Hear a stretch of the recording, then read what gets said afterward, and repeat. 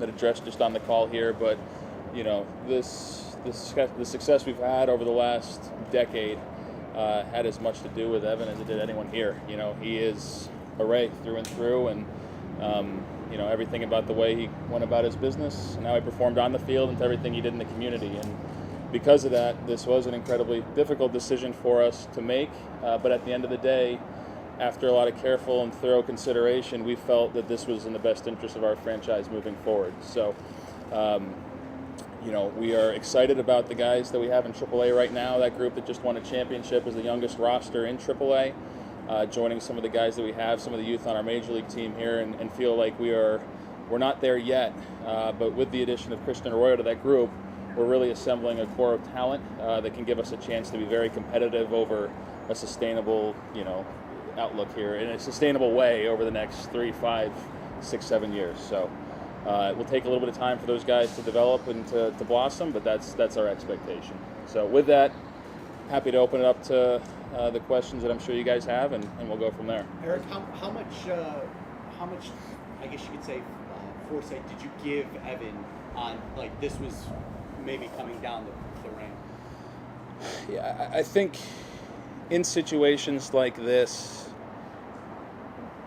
I have a job to do, we have a job to do, he has a job to do. We all understand the business part of it, but you can never lose sight of the human being. And these are things that can be difficult for us emotionally, and certainly more so, for a player that goes through this. So you want to be respectful, you want to be considerate. Evan and everything he meant to this organization, you want to be as honest as you can be while still doing your job. So I don't want to get in all the details of what was going on there, but it was extremely important to us going through this process, and that led to a very difficult decision, that the way we handled that with Evan was done as professionally and with the courtesy that he deserved. Eric, the fans are probably not very happy with this deal. Longoria meant a lot to this fan base. What's your message to them? Yeah, I don't think any of what he has meant to our fan base is lost in any of this, and was carefully weighed. There's certain realities about our win totals and where we've been over the last few years, where exactly we feel we are competitively, and what makes the best sense for us as we move forward to build and to supplement a group. And it's about talent at the major league level, but when in our situation, it's just as much about timing. And Christian is a player coming back, that when we talk about putting him in with this group, this is an exciting group. This is a really talented group, and something that I hope will be appreciated over time is this is a group that they're wired the right way. These are winning players. These are smart baseball players, and can often be overlooked because of the obsession on talent. But these are guys that know how to win and play the game the right way, and we're very optimistic about the future of that group growing together, building together, competing together, and winning together. Sorry, do you understand their frustration or their sadness over this thing? Yeah, absolutely. Like I said, there's an on-field evaluation process we go through in anything that we do, but there are other considerations as well. And at the end of the day, this is a game, and this is all about fans, and this is about community engagement, and that's what makes this whole thing go. So, that is something that, we feel a little bit of that too. This was, on some level, there are emotions involved here, and we're all human beings, and, that's a part of it, and it's certainly not lost on us. I think, to our fans, we try to do everything we can to focus on the future, the guys we have coming, the young players we have currently on our Major League club, and, really thinking about and visualizing the ways that can come together for us to be competitive as we look out here. Does this signify a complete rebuild? As I just touched on here, our youngest AAA roster won the AAA championship. The names like Honeywell, like Bowers, like Adames, they're well known. Now Arroyo, who you look at what he was doing in AAA last year when that year started, he was taking off offensively, and you look at that group, they're right there.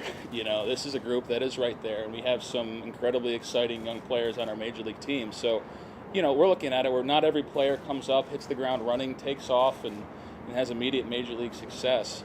Christian, learned some of that last year. But this is a group that, ideally sooner rather than later, a lot of those guys hit the ground running, they gel, they click with the guys we have, and this thing turns around faster than, what perception might be at this time. So we're excited about him. Do you look at it like emulating the Astros then? A lot of different blueprints and roadmaps with respect to how franchises can get to where they want to go.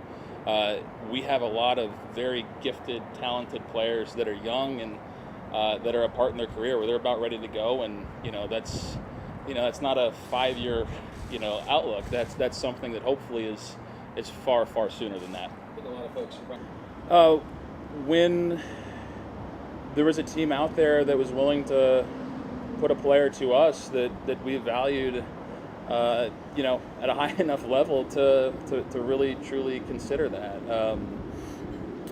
It's so much of this, and I say player, but the Denard Span, the 2 young pitchers, like just the deal in its entirety. This is something that was put to us that we felt as we go forward, and just made sense to us. This isn't necessarily something that was being schemed up over months and months of time. This is something that, without getting into any of the details, we hit a point where a team stepped forward and gave us something we felt was best to move on. So is there a chance you were going to keep him this season? Yeah, without getting into any details, there's nothing set in stone one way or the other, and talk about this a lot. I've talked about it. I think this winter we can't be rigid, in our thinking, or we can't have hard and fast rules to the way we operate. Oftentimes we will have to be responsive, and we'll have to be cognizant of the consequences and the ramifications of any decision we make. But we try to be open, and we try to think through things as best we can, because we believe that's what gives us the best chance to get back to where we want to be. What's the mood like in the office today? Yeah, probably about what you might guess. And not. I think it's been more about the memories and the good things that have happened over the last 10 years, and all the things that we've accomplished, the successes we had, and haven't been a huge part of that, and being really proud of that. That's something that won't be taken away from us. The Game 162s, the 2008 season, his rookie year, all the things that happened, those memories, they're not going anywhere, and there's a lot of pride in what was accomplished over that time period. But now it's about looking forward. It's about appreciating him and everything he's meant, but about looking forward. And I think our group is really focused on, all right, here we go. Let's keep this thing rolling, and let's not waste time trying to continue to work towards improving our franchise. Which player is now the face of the franchise? It's a fans game, and and that's what this is all about. That's not necessarily anything that where I would take it on that. So ideally, in time, we've got a group of really successful players that collectively are the faces of our franchise, for a lack of a better term. Christian is somebody certainly that's a nice young prospect. Right up the road in Hernando High School. What do you like about him, and how long have you guys kind of been targeting him as somebody that you've got? Yeah, there's history there because of the location, the proximity of this area that dates back to his amateur days, his high school days. So there's a long there's a trail of time spent following him and learning about him. One of the things, without getting too long-winded, this is a highly skilled baseball player, a very bright baseball player, somebody that plays the game the right way, prepares the right way, with a nice, solid skill set. And the thing that really started to get our attention is, we've had a good sense of who he's been over time. We saw we saw the makings of a transformation this year offensively through the eyes of some of our quality scouts that said, hey, this guy's, I think, in the process of taking a step forward offensively. And you see the results at AAA.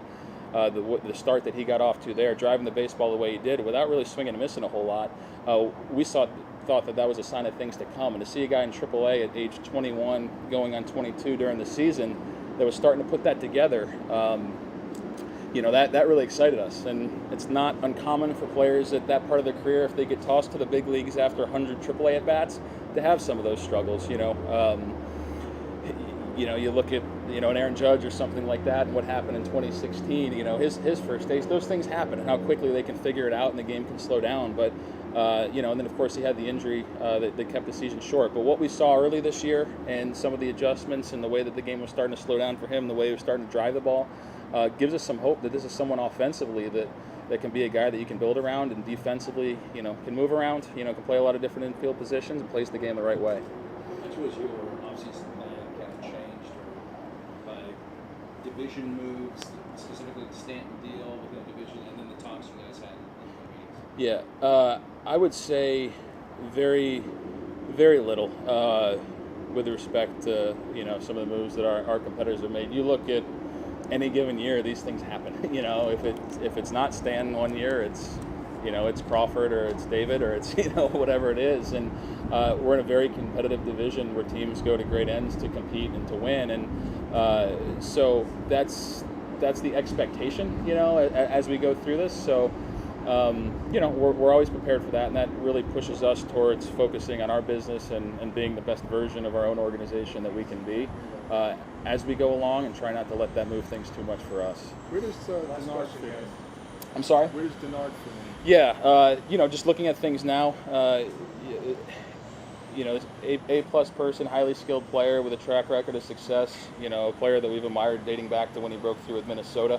Center field is spoken for here, so that's probably not going to be it, but this is a guy that does have experience playing on corners, played them extremely well earlier in his career, really good bat-to-ball skills, can be an igniter for an offense, get on base, can do those things that offensively it's a different profile than some of the guys we've had, so that's the way we see him at this point, and just ultimately at the end of the day, how it all comes together, who plays where, how it all fits is something that we're going to take some time to figure out.